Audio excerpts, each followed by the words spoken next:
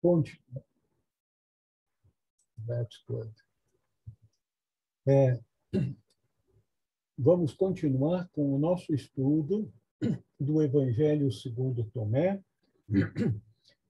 Tínhamos parado no Lodion 50 e vamos para o 51. Seus discípulos disseram-lhe: quando ocorrerá o repouso dos mortos e quando virá o novo mundo? Ele disse-lhes: aquilo que esperais já chegou, mas vós não o reconheceis.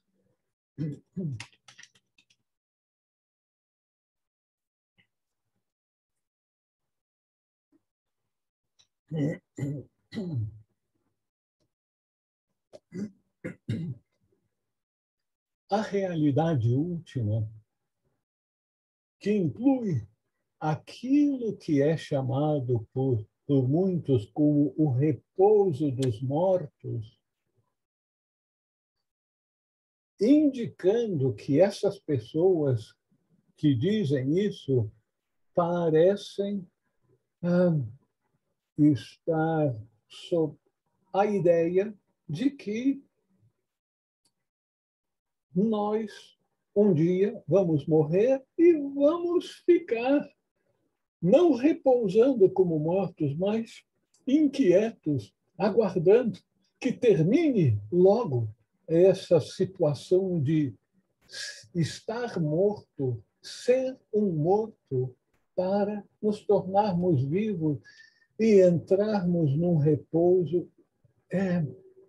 Isso é indicativo das pessoas que estão confusas a respeito do processo da manifestação, em que nós alternamos um período de experimentação no mundo material e depois um período de digestão das muitas experiências pelas quais nós passamos no processo encarnatório para que a gente faça o nosso progresso evolutivo.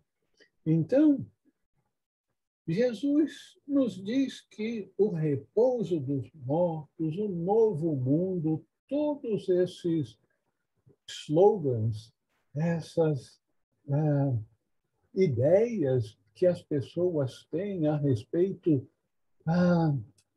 do verdadeiro mundo, tudo isso é algo que é passageiro, porque a realidade última é a eternidade. Então, o repouso dos mortos, o novo mundo, o reino dos céus, tudo isso já está aqui e agora. Porém, nós olhamos e não vemos. É uma grande frustração que todos nós temos quando nós temos uma deficiência visual e a gente esquece os óculos em algum lugar. A gente quer ler algo, mas não tem os óculos. Meu Deus do céu, que chato! Como é que eu vou ler isso? Outras pessoas têm uma deficiência auditiva, precisa de aparelho. Então, é aquela dificuldade que nós temos para perceber o mundo à nossa frente, o mundo material, porque nós temos uma deficiência dos sentidos. Você veja só, nós queremos saber a respeito do outro mundo, de uma dimensão diferente para a qual nós não temos a visão, a audição, o olfato, o tato espiritual. Existem o que nós poderíamos chamar de sentidos espirituais, assim como existem os sentidos materiais. Mas nós não colocamos ainda os óculos, os aparelhos auditivos e assim por diante, espirituais para termos uma cognição, conhecimento da realidade mais profunda espiritual. E com isso nós ficamos tateando. Sabemos que existe uma outra dimensão mais profunda que é muito mais perto da realidade última do que o que nós percebemos no mundo material. Então, nós ficamos na impossibilidade de conhecermos diretamente, porque não temos ainda a abertura, o despertar dos sentidos espirituais para os mundos que estão além das formas, nós ficamos perguntando para os outros. E os outros. Olha, eu ouvi dizer que. Eu li num livro muito interessante que. Então, nós estamos todos mais ou menos, só mais ou menos, perdidos, querendo saber e perguntando para a pessoa errada. Enquanto a gente vai ter que se dar conta que tem que perguntar para quem sabe, para o iluminado que está no interior de cada um de nós. É bem verdade, vamos botar devidas proporções nisso. É bem verdade que mensageiros divinos vêm ao mundo de tempos em tempos, como Jesus, o grande mensageiro divino, que, infelizmente, a sua mensagem, o mensageiro divino traz uma mensagem. Então, a sua profunda, esclarecedora, inspiradora mensagem pouco nos tocou. E aqueles que se disseram os mantenedores da tradição cristã, em vez de enfatizar na mensagem transformadora do Mestre, transformaram a missão do Mestre, do Divino Mestre, num ser divino, o único Filho de Deus a quem nós devemos adorar. Enquanto que o mensageiro divino tinha uma mensagem. E nós damos pouca atenção a essa mensagem, porque essa mensagem nos direciona para o interior.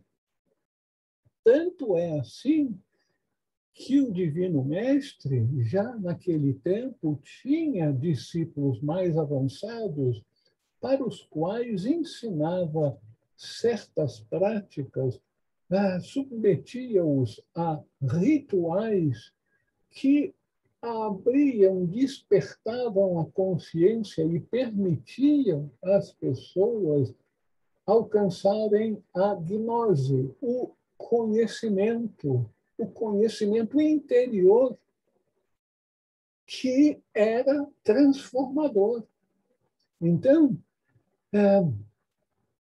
a tradição cristã, aqueles que procuram nos ajudar dentro dessa busca que todos nós estamos engajados, que é a busca da verdade que está escondida em nosso interior.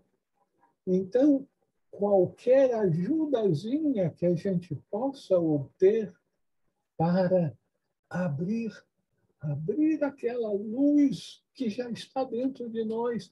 E com grande frustração, a gente diz, meu Deus do céu, dizem tanto que eu tenho Cristo em meu interior, e eu digo, vem Cristo, e ele parece que não ouve, não sabe português. Não, nós não estamos fazendo a pergunta certa, não estamos fazendo a coisa certa. Nós estamos querendo encontrar no exterior aquilo que está no interior.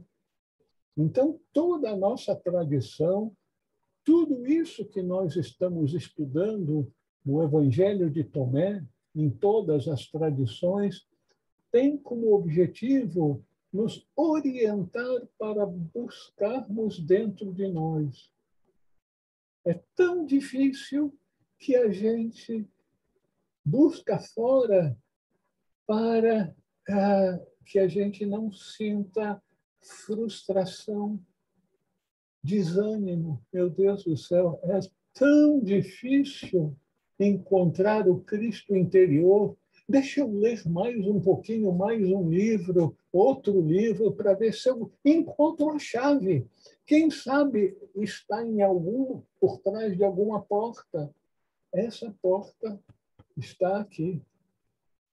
Então, o nosso instrutor, volta e meia, está nos alertando para buscarmos dentro de nós o que a gente fica buscando fora.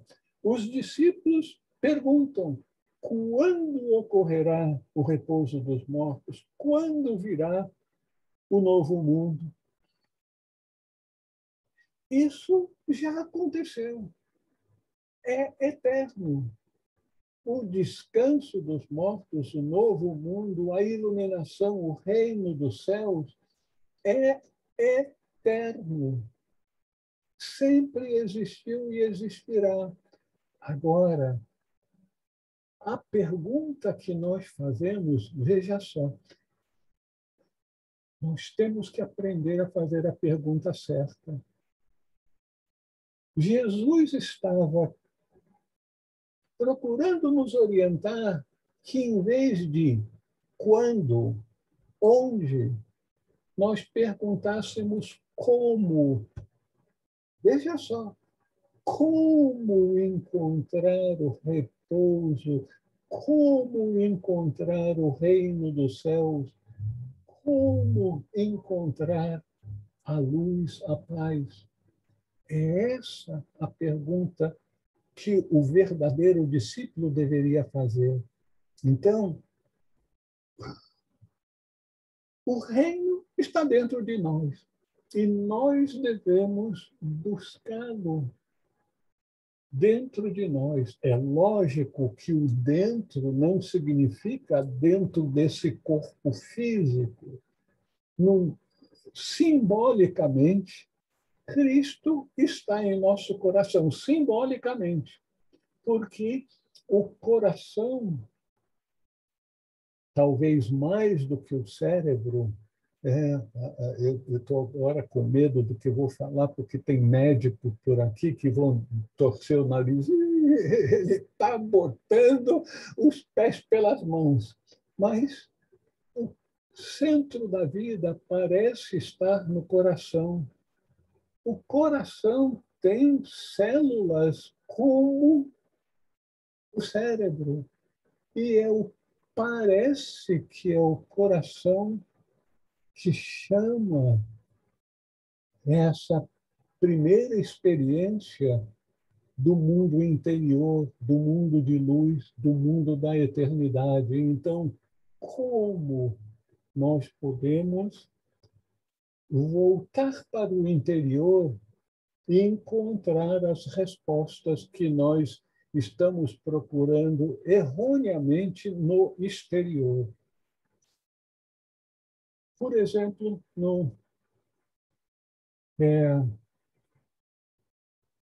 na Bíblia é dito que a mulher na beira do poço perguntou a Jesus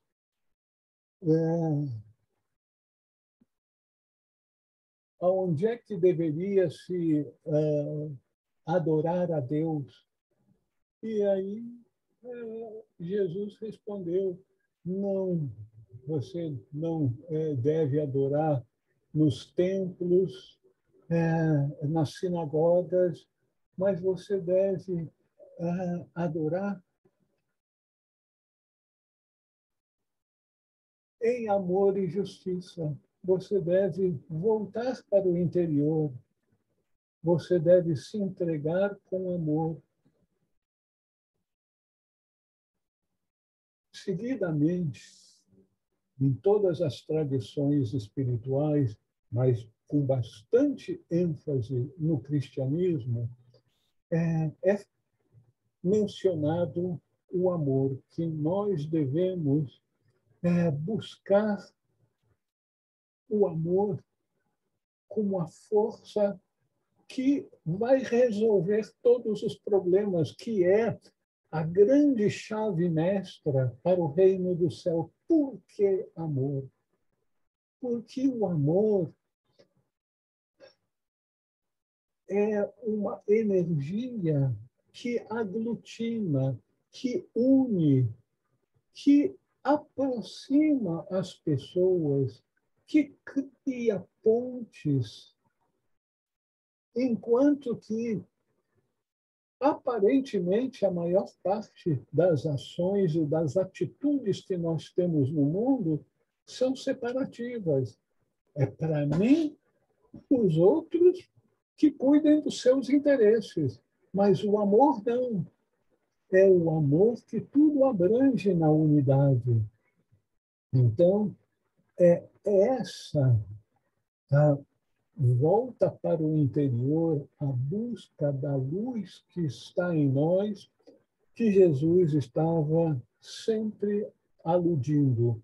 É a expansão de consciência, adorar a Deus em espírito e verdade, porque é só assim que a nossa consciência vai expandir e, em expandindo, nós vamos entender que todos aqueles que nos cercam são como nós, buscadores, são filhos pródigos que estão na escola da vida buscando encontrar o caminho de volta para a casa do Pai e Mãe Celestial. Vocês gostariam de fazer alguma colocação, alguma pergunta sobre esse elogio?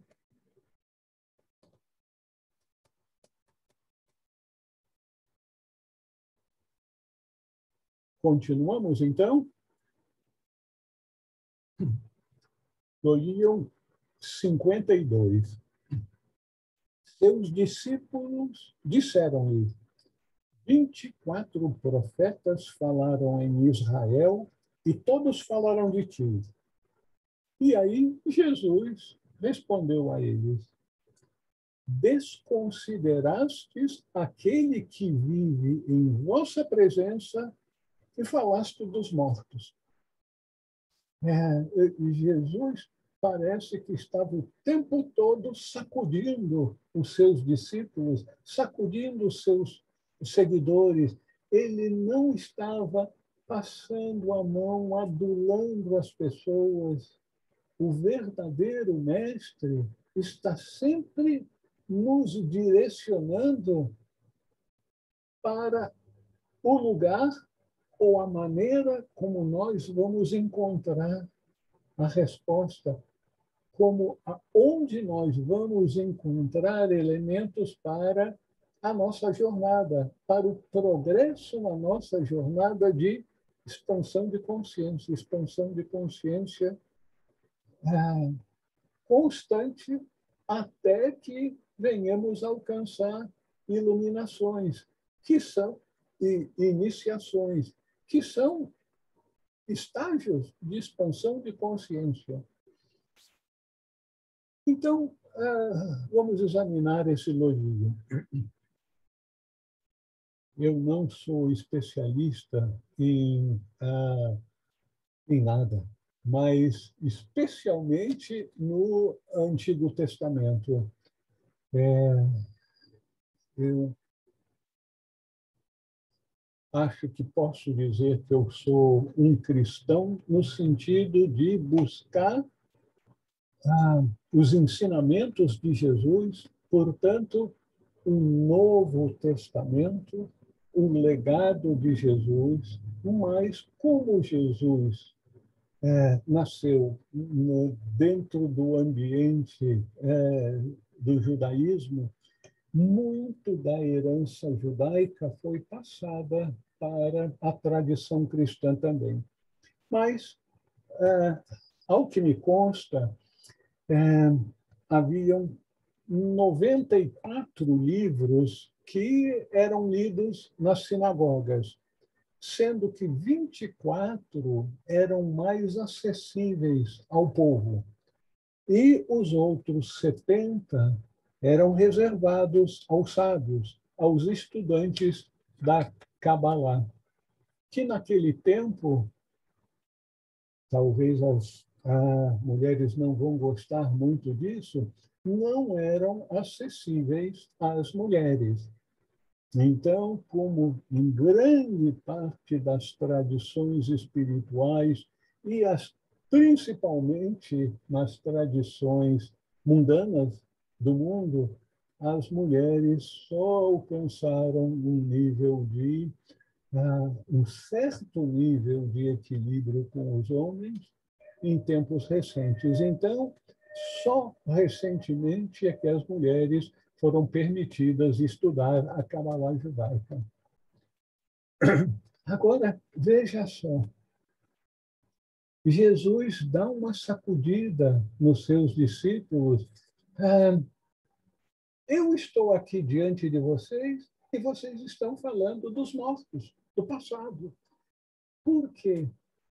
Porque todos nós temos o hábito de buscar um embasamento no exterior, nos livros. Vamos ver aqui um livro, o Quinto Evangelho. Né? Então, livro aqui, livro acolá, autoridades, professores, mestres. Então, buscamos fora aquilo que está dentro e, principalmente, aquilo que está diante de nós. Então, Jesus, dando uma sacudida nos seus discípulos, vocês ficam buscando nas autoridades algo para dizer, algo para apresentar como parte da sua bagagem na jornada. Mas o que você tem que focar é no momento presente. Aqui e agora, o que eu estou vivenciando, o que eu estou aprendendo, o que eu estou fazendo para promover essa expansão de consciência. Isso é que é sabedoria. Então, Jesus deu aquela sacudida.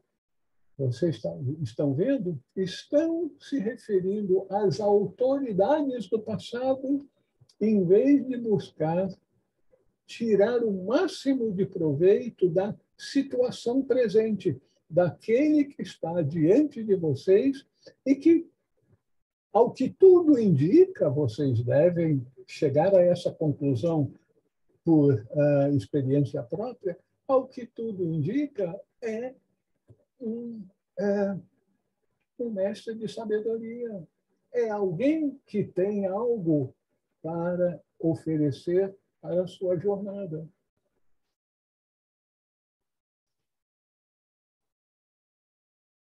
Nós sabemos, por nossa experiência nesse mundo, que sempre que a gente tem uma falha, uma deficiência, a gente busca alguma coisa para suprir essa deficiência. Aqueles que têm uma deficiência de visão buscam um óculos, uma lente de contato, uma operação de catarata que vai substituir as lentes lá dentro, e aí a gente não vai precisar mais de usar de óculos. Eu confesso para vocês que eu tinha um fundo de garrafa muito mais espesso do que qualquer um de vocês estão usando agora. Mas fiz operação de catarata, agora parece que eu vejo tudo maravilhosamente bem. Viva a ciência! Não sou negacionista, viva a ciência! Então, nós devemos buscar ajuda. Tudo aquilo que está ao nosso alcance para facilitar o nosso propósito de vida. O nosso propósito de vida é entender que brilhe a luz, e que essa luz brilhe em mim, na minha compreensão, no meu entendimento. E os discípulos buscavam no passado, nas autoridades, nos profetas.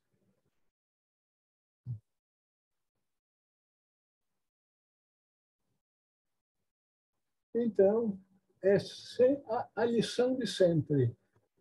Focar no momento presente, nas circunstâncias que estão à nossa disposição agora. Porque chegará um momento em que nós vamos nos dar conta que a eternidade é a continuação de um aqui e agora para todo sempre. Agora a gente se enrola um pouquinho para entender isso, não é? A eternidade é um constante eterno agora. Ao alcançarmos a iluminação, nós estaremos atentos ao agora da eternidade. A gente ouve essas palavras, parece bonito, interessante, mas ainda não temos essa vivência. Mas ela virá. E nós estamos, com a nossa dedicação, caminhando nessa direção. Vocês gostariam de fazer alguma pergunta a respeito desse logio?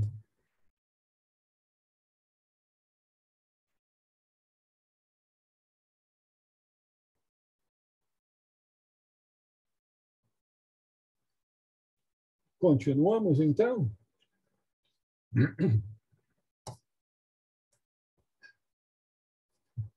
Agora, uma boa parte das pessoas que aqui estão vão dar um sorrisinho. Né?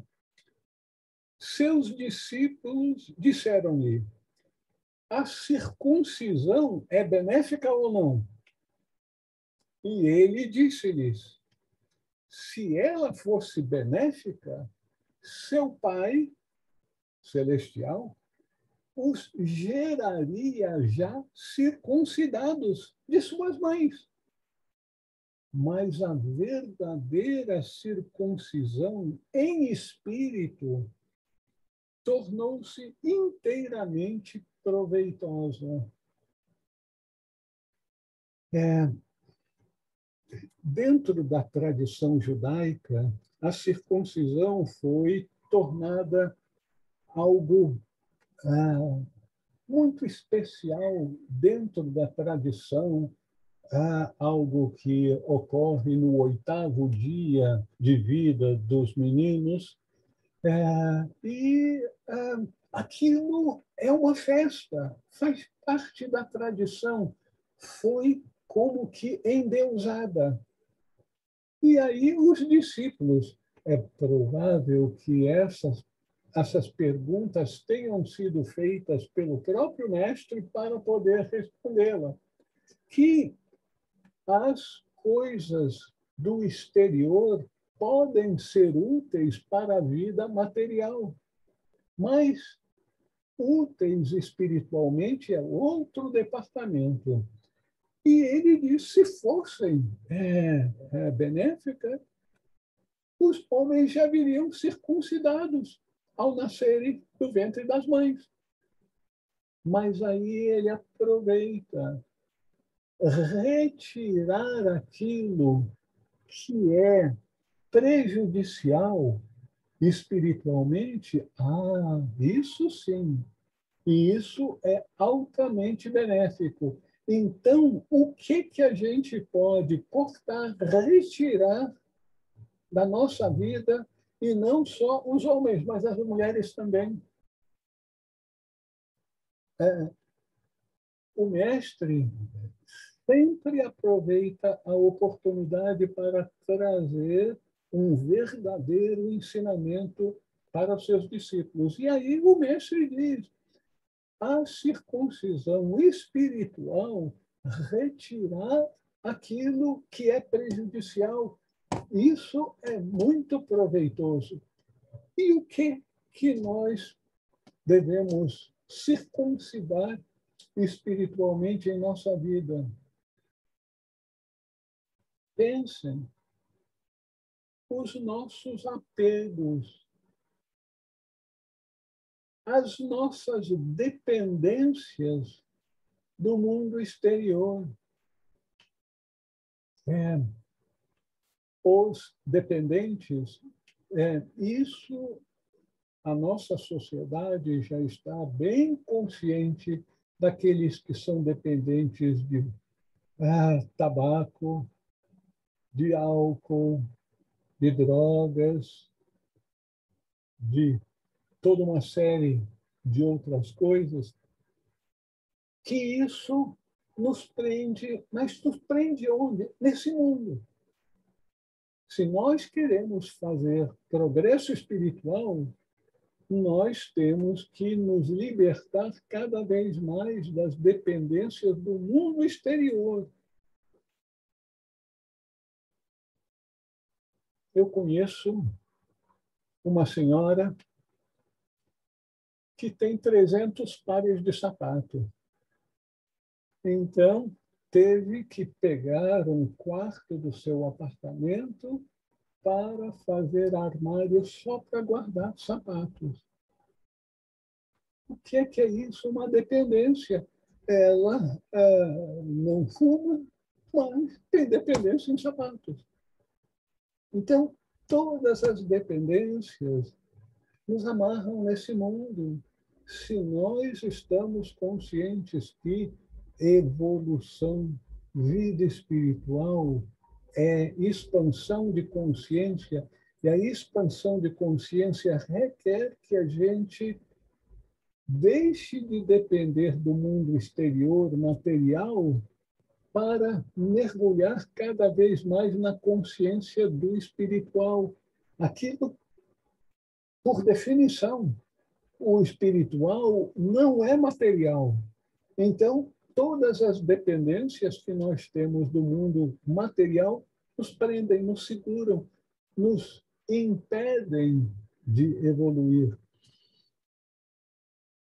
Aqueles que têm alguma experiência náutica sabem que quando se lança a âncora, o barco fica como que preso no fundo do mar. Não pode ir para lá ou para cá, fica aguardando. Quando chega na hora de sair do porto, do cais, então tem que suspender a âncora para poder navegar. Conosco é a mesma coisa. Nós, para podermos navegar no mar da vida, e navegar no sentido da expansão de consciência, nós temos que levantar a âncora que nos prende no mundo material. Essa é a lição que o mestre estava nos dando. Como é difícil nós nos livrarmos dos nossos condicionamentos, dos nossos preconceitos, das nossas maniazinhas. Bom, manias são as minhas. Eu imagino que vocês não têm manias, tá? Então, não tem. E não tem preconceitos. E não tem condicionamentos também. E já estão em alto mar da grande navegação espiritual para alcançar a outra margem.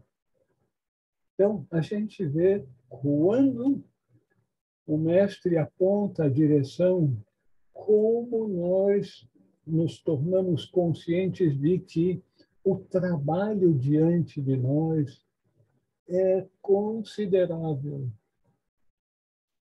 Os nossos condicionamentos são coisas muito úteis para o mundo material. Quem dirige carro já se condicionou a uma série de coisas, dirige quase que em piloto automático. E nós fazemos muitas das coisas da nossa vida em piloto automático, inclusive o tratamento que nós damos às pessoas com as quais convivemos. Nós temos muita dificuldade de dar plena atenção às pessoas. Vocês vão dizer, não, agora o Raul está totalmente errado. De vez em quando ele está só meio errado, agora está totalmente errado. Eu dou atenção para as pessoas. Procurem se perguntar se, quando vocês estão em companhia das pessoas, se boa parte das respostas que vocês dão não são automáticas. Se vocês não estão realmente totalmente abertos para a companhia que está diante de vocês, o que eles estão falando e, principalmente, aquilo que eles gostariam de compartilhar, mas não conseguem dizer por uma série de razões.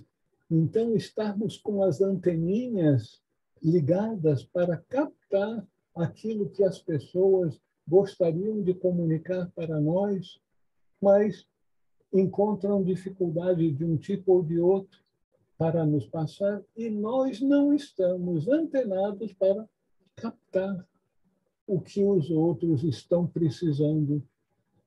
Vocês sabem que tem alguns de nós, muitos de nós aqui, tem esse sexto sentido de oferecer um refúgio, um abrigo, ser um porto seguro para as pessoas.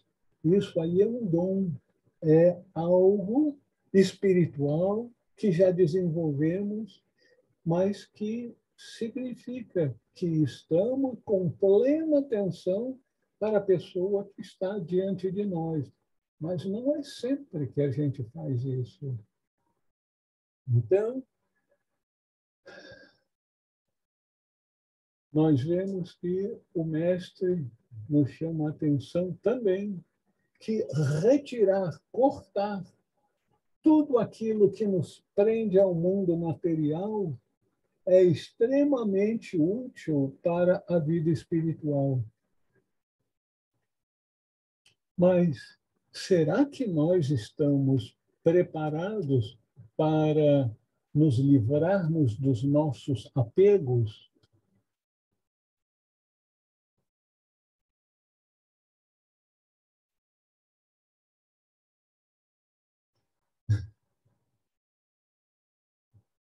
A gente diz, não, um dia eu estarei pronto para isso. Eu acho que não vai ser amanhã, talvez o ano que vem, né? Daqui a algum tempo, quando eu estiver preparado, aí um dia a gente passa para o outro lado e não chegou o momento de estar preparado para se desapegar.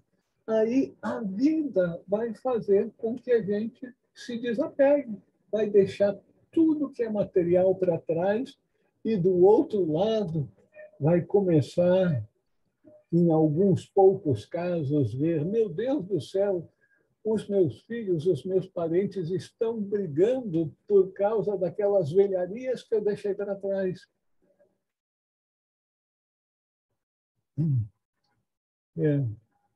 Algum comentário? Luiz Alberto, pois não.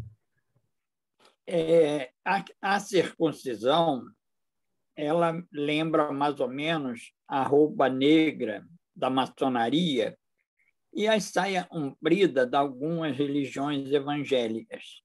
Aparentemente, a gente tem uma grande necessidade de pertencer. Aí, os religiosos se aproveitam disso para poder formar a clã. Né? E uma fogueira, por exemplo, ela é feita num montão de chamazinhas. Né? Se você começa a separar a chama, a fogueira vai apagar e as chamas também vão se apagarem. Luiz Alberto, Essa religião... Alberto, está havendo algum problema? Oi? Acho que está todo mundo do som, está havendo uma duplicidade de sons aí. Não sei se tem 2 microfones. Você poderia tentar outra vez? Eu vou me afastar um pouco. Melhorou? Tá bom. Melhorou agora? Isso. Melhorou. Eu estava discorrendo o seguinte. A circuncisão parece uma roupa da maçonaria e aquelas saias compridas de algumas religiões que são para distinguir aquela religião. E parece que o ser humano tem uma grande necessidade de pertencer. Até uma fogueira ela é formada pelas reuniões das chamas. Se você separar as chamas apagam, a fogueira também apaga. Alberto, até a humanidade está desagradável, não está claro. Graças a Deus, os outros também estão a mesma coisa. Será que eu falo muito depressa? Não, um pouco mais... Falando devagar, melhora? Um pouco distante do microfone. Isso. Mais distante. Isso. Vamos ver. E agora, melhorou? Melhorou. Melhorou? Ah, tá bom. Então, eu estava discorrendo do fato da necessidade de pertencer.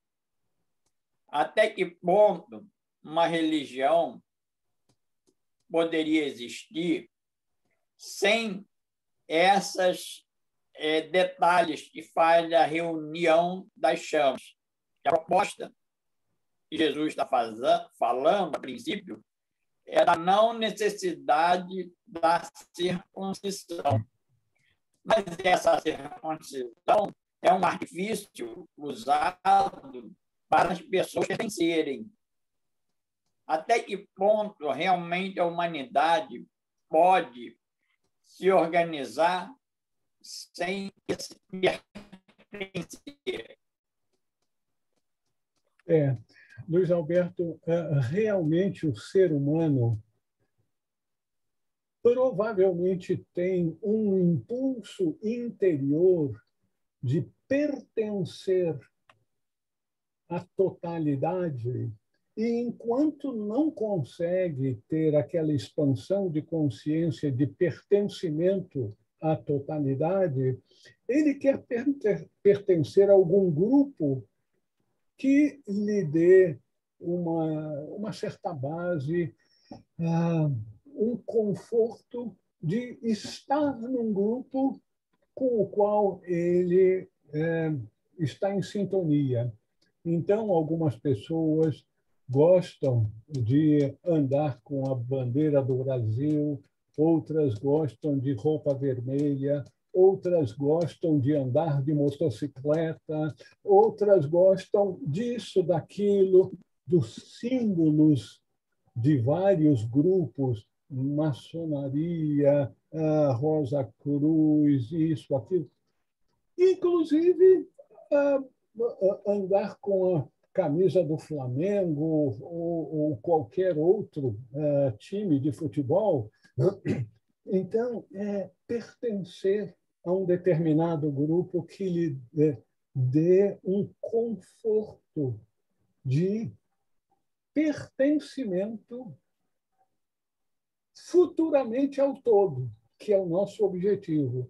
Enquanto a gente não consegue expandir a consciência para o fato de que, na verdade, nós somos uno com todos os seres, pertencemos ao todo, nós vamos querer pertencer, pelo menos, a um certo grupo. Você tem toda a razão. Isso aí é... Estou vendo uma estrelinha aí do Botafogo atrás de você, por isso você fez cara feia quando eu falei no Flamengo. Mas então você vê, olha, você falando sobre isso e o seu símbolozinho do Botafogo ali atrás. Eu pertenço àquele grande clube que bota fogo, mas não sai fogo. Então, você vê, isso é algo natural no ser humano. Porém, nós estamos crescendo espiritualmente, nós estamos aprendendo. É perfeitamente lícito nós mencionarmos o nosso nome de família, a família de minha mãe, a família do meu pai, do meu avô, isso, aquilo. Eu sou carioca, eu sou gaúcho, eu sou baiano. Aquele orgulho de pertencer a esse grupo ou aquele grupo. Mas o grande orgulho vai ser quando nós conseguirmos entrar no grupo dos Illuminati, os iluminados, que terão alcançado a consciência que nós pertencemos ao todo. Nós somos uma expressão desse todo, dessa maravilha, dessa beleza que é o todo. Mas isso nós só temos informações de segunda mão de que um dia nós vamos chegar lá. Ao sermos iniciados nesse grande clube dos iluminados, nós não vamos precisar usar de nenhuma camisa, nenhum símbolo externo, porque a nossa amorosidade, a nossa sabedoria, a nossa luz vai transparecer para todos aqueles com os quais nós estivermos convivendo. Então, é natural, no estágio atual da família humana, essa necessidade de pertencer a esse grupo ou aquele. Mas isso aí é como que uma espécie de chupetinha. A criancinha espiritual ainda precisa desse conforto, mas nós vamos superar isso. Alguém mais gostaria de fazer alguma pergunta? Continuamos, então? Jesus disse: bem-aventurados os pobres, pois deles é o reino do céu. Nossa mãe. Então, para pertencer ao reino dos céus, eu vou ter que ser pobre. Eu vou ter que me livrar do meu apartamento, do meu carro, minha pensão. Ah, meu Deus do céu! Eu vou deixar para a próxima vida entrar no reino dos céus. Agora, eu acho que não consigo ainda. Mas não é o pobre paupérrimo, é aquele que é desapegado. Está no mundo, mas não é do mundo. Tem bens, mas não é apegado a eles. Eu estou, obviamente, me referindo a pessoas como vocês que são desapegados, porque é muito difícil esse desapego. O exemplo de vida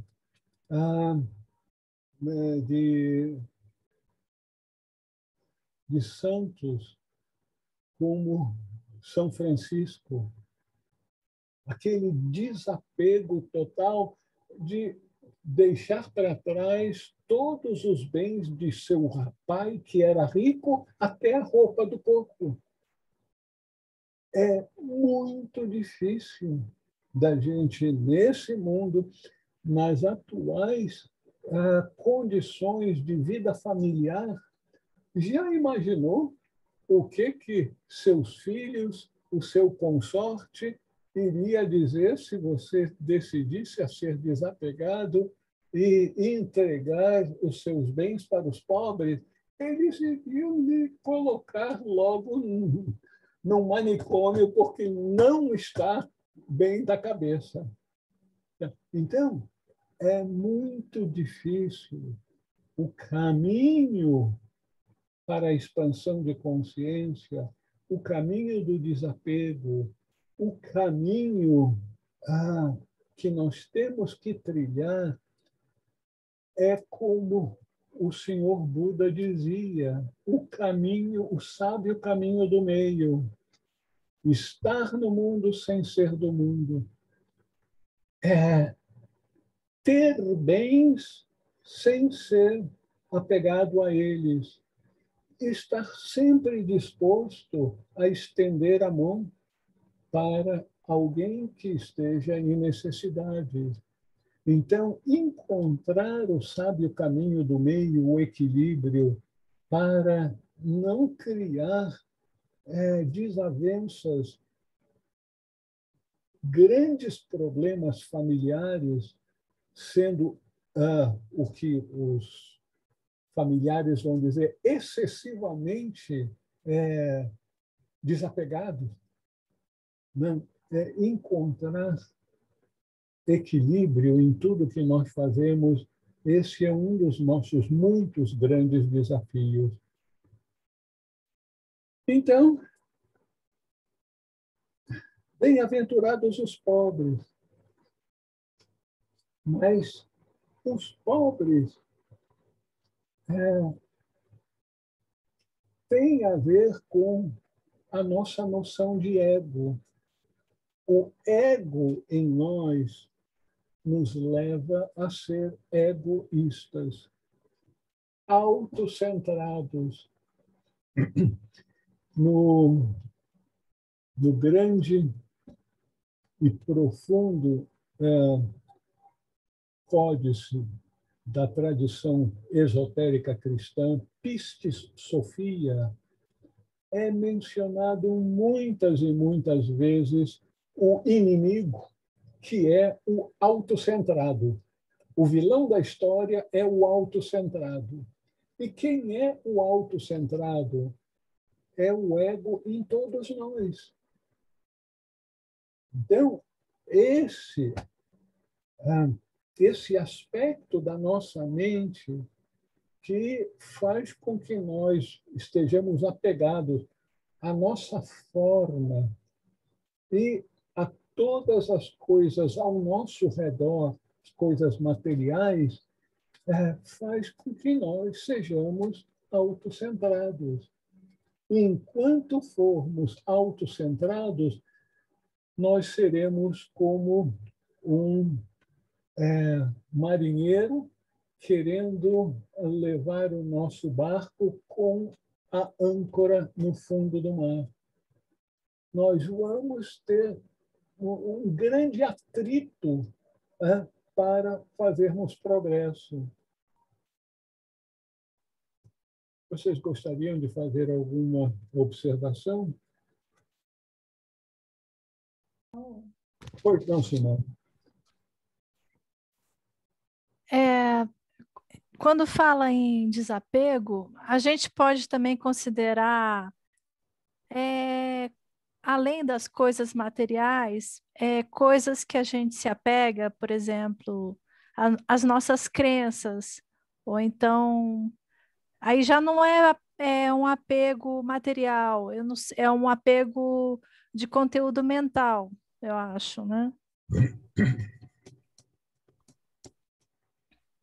Simone, muito obrigado por essa pergunta, porque nós achamos geralmente que quanto mais material for o bem, mais difícil é se desapegar dele. Lê do engano. Às vezes é mais fácil a gente se desapegar de algo material do que desapegar de uma crença. Então, nós temos os níveis de materialidade, a matéria sólida ao nosso redor, a nossa mesa, o nosso carro, a nossa casa, e nós temos o apego às nossas emoções e o apego às nossas ideias. Quanto mais sutil, mais difícil é nós nos desapegarmos. Então, as nossas crenças, eu lanço um desafio para vocês de fazerem um exercício espiritual. Pensem numa pessoa pública, pode ser um político, pode ser qualquer pessoa pública que vocês não gostem. E aí, então, vocês procurem fazer um exercício de dizer: fulano de tal, meu Deus do céu, aquele cara, será que eu tenho que fazer o exercício com esse cara? Ele é meu irmão. Ah, meu Deus do céu, não, mas não ele não, ele não. Então, procurem fazer esse exercício espiritual de ver em uma pessoa que nós não estimamos, na verdade, que nós temos uma aversão por... Não use a palavra ódio, não, uma aversão, como a gente pode ter aversão a alguma comida que não faz bem, não é? Então, você tem aversão a tal fulano, ele é meu irmão.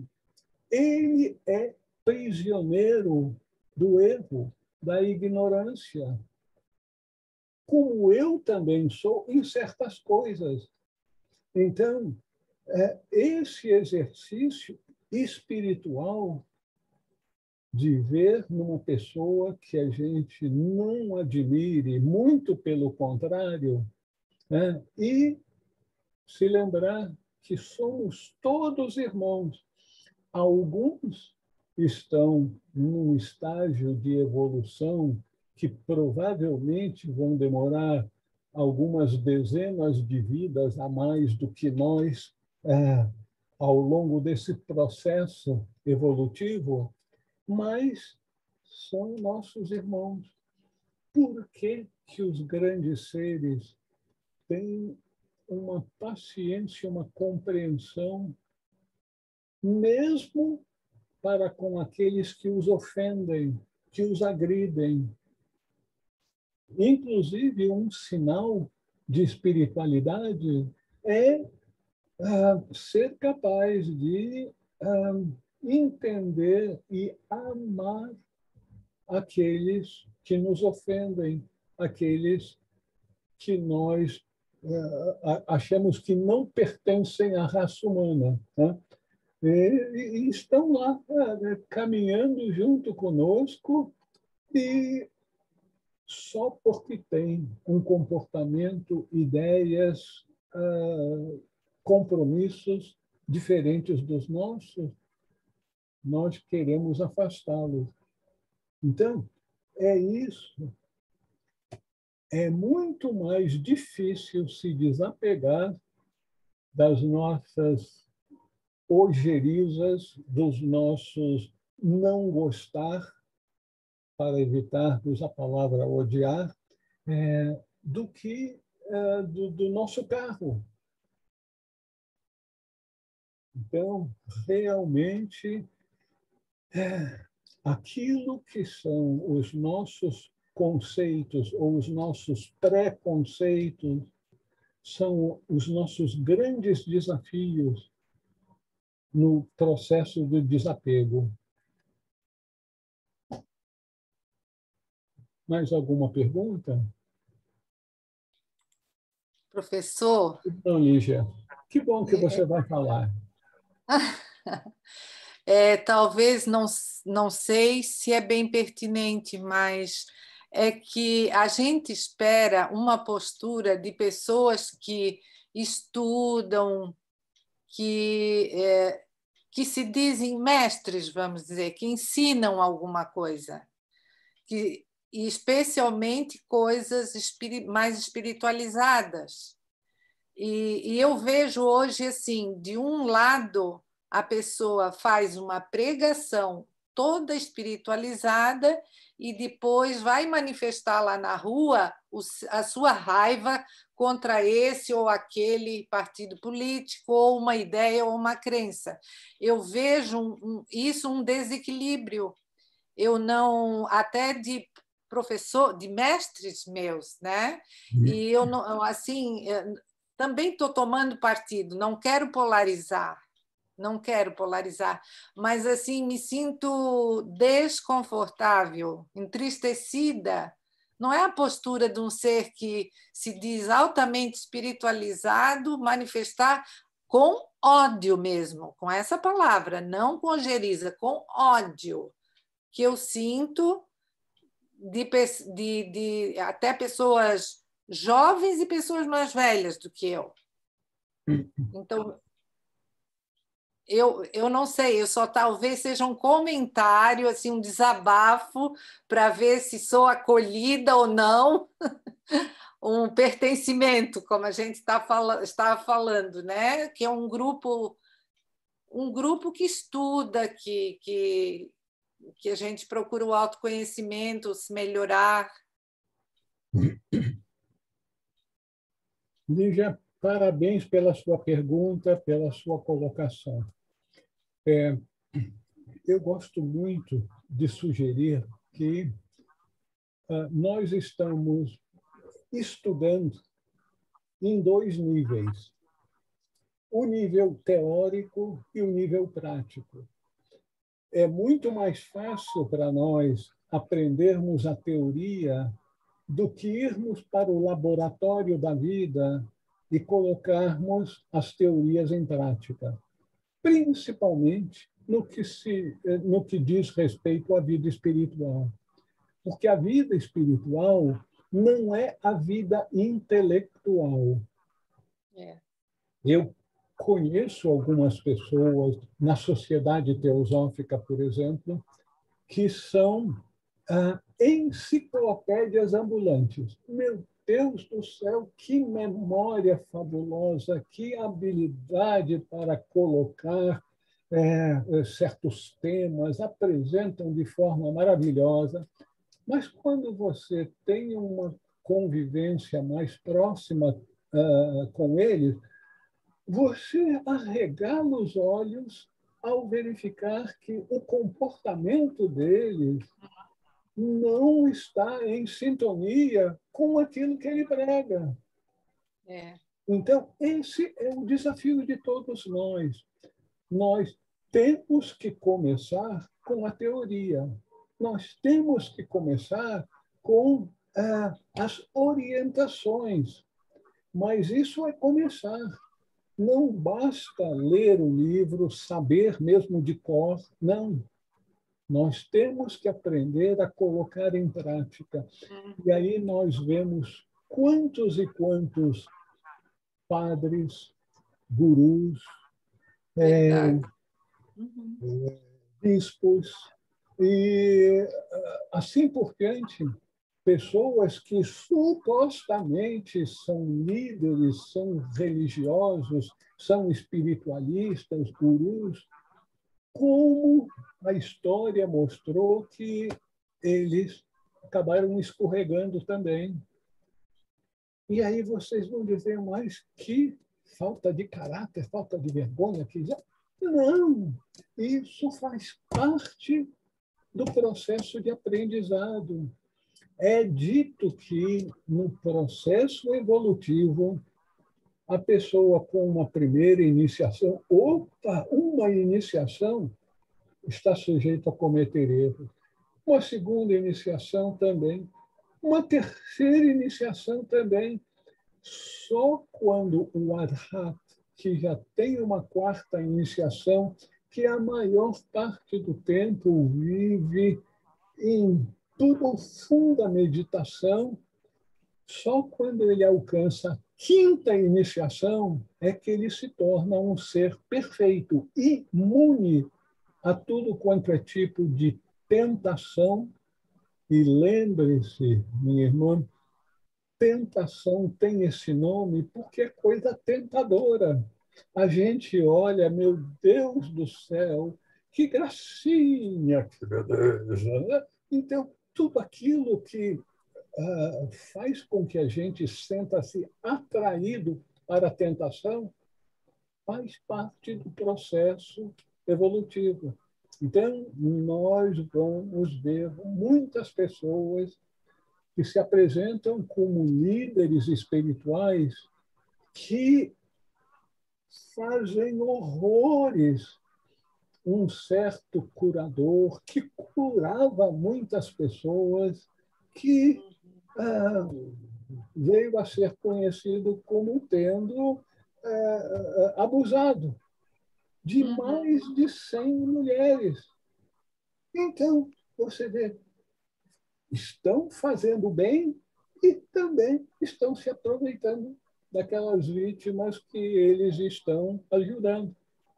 Então, o caminho da perfeição é um caminho longo, um caminho que aponta-se como equivalente a chegar ao topo da montanha. A gente vai rodando, rodando, de vez em quando escorrega, aí tem que recomeçar o caminho e tem a famosa lei de causa e efeito, o karma, que a gente tem que experimentar as consequências de todos os nossos atos. Por isso que o caminho é longo, é penoso. Então, você tem toda a razão. Isso aí é chocante, mas é de se esperar e devido à natureza fortíssima do inimigo com quem a gente dorme todas as noites. O pequenino ele é danado para nos passar rasteiras. Eu tenho a impressão, era a Rosiana que queria dizer alguma coisa, Rosiana? Você concluiu. Eu acredito, não sei se vocês estão escutando. Você está conseguindo escutar? Essas pessoas que muitas vezes eles vivem a teoria, mas não vivenciam essa teoria, não é?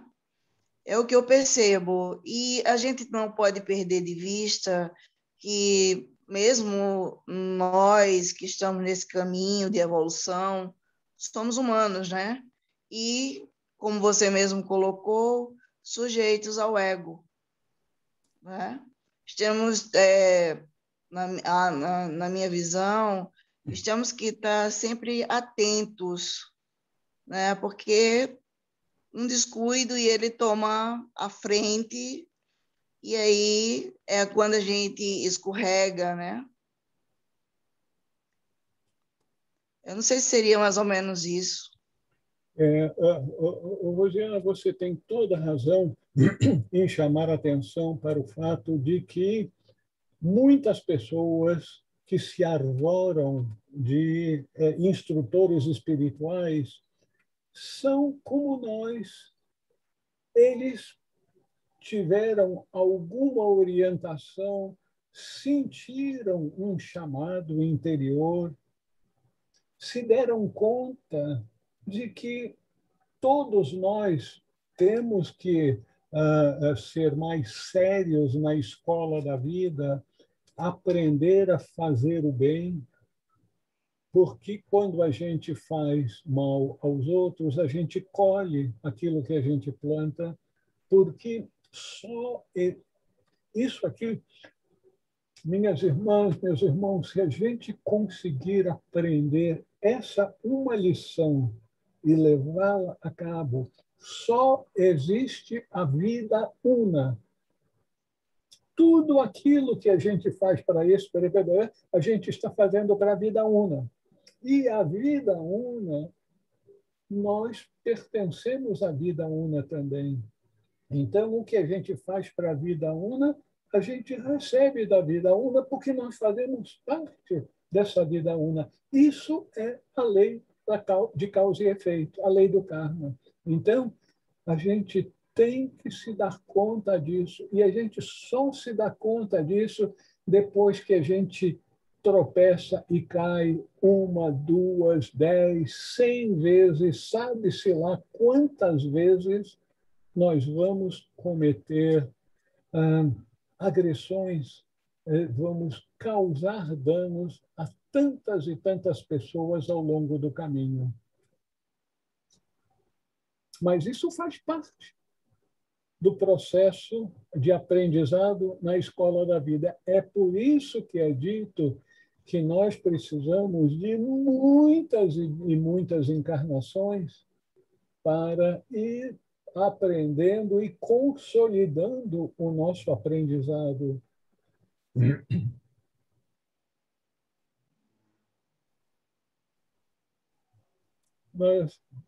Nós temos uns minutinhos até esgotarmos o nosso tempo regulamentar.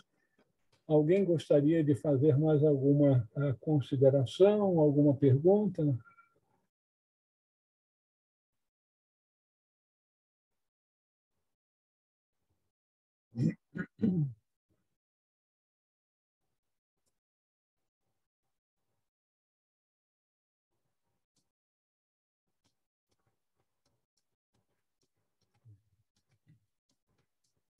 Minhas irmãs, meus irmãos, nós estamos todos no mesmo barco. Fazemos parte da família humana. Nós estamos sujeitos às tentações, nós estamos sujeitos a condicionamentos que não sabemos que temos. Vejam só, tem muito condicionamento que a gente tem que não se dá conta que tem.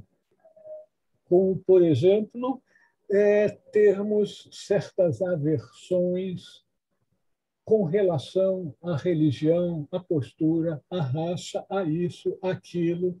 Então, temos muitos condicionamentos que nem estamos cientes que temos. E para alcançarmos a perfeição, vamos ter que superar todos eles. É por isso que nós temos uma certa dificuldade em progredir espiritualmente. Mas, por outro lado, meus irmãos, minhas irmãs, isso é uma coisa que a gente tem que ter bem firme em nossa mente. Nós somos um ser de luz que está dentro de nós, e essa luz está mandando mensagens para nós. Ela nos chama para que a gente expanda a consciência, para que a gente manifeste essa luz no mundo, sejamos portadores da luz. Essa luz também é amor. Então, nós temos uma tendência natural a acolher. Chegará o dia em que nós vamos aprender a acolher a todos, sem escolher, não, esse sim eu vou acolher, aqueles daquele partido, daquele clube de futebol, não, nada disso. Mesmo se ele for Botafogo, são todos irmãos. Então, a gente tem, graças a Deus, para compensar aquele inimigo com quem nós dormimos todas as noites, nós temos uma antena poderosíssima dentro de nós que está sempre mandando mensagens que a gente não consegue traduzir em palavras, mas a gente sente aquele chamado. Então, vamos confiar na nossa luz interior, Cristo em nós, que estará conosco até o fim dos tempos. Porque aí nós vamos... Meu Deus, eu pensava que ele estava comigo, mas, na verdade, eu sou uma expressão muito vagabundinha dele. Então, a gente vai ficar de olho arregalado. Mas eu pensava que Cristo estava comigo, mas, na verdade, eu sou uma expressão de Cristo. Graças a Deus. Podemos encerrar? Muito obrigado. Uma boa noite para todos. Com confiança, meus irmãos, confiança. Todos nós vamos nos encontrar lá. Agora, não me pergunte aonde é lá, mas nós vamos nos encontrar lá, porque já estamos lá. Já estamos lá. Só estamos no processo de tirar essa roupagem pesada que obscurece a nossa visão, para que a gente possa se deleitar no que é a experiência da unidade. Que todos os seres sejam felizes, que todos os seres vivam em paz. Boa noite, até a semana que vem. Obrigada, Raul. Obrigado. Boa noite, pessoal. Boa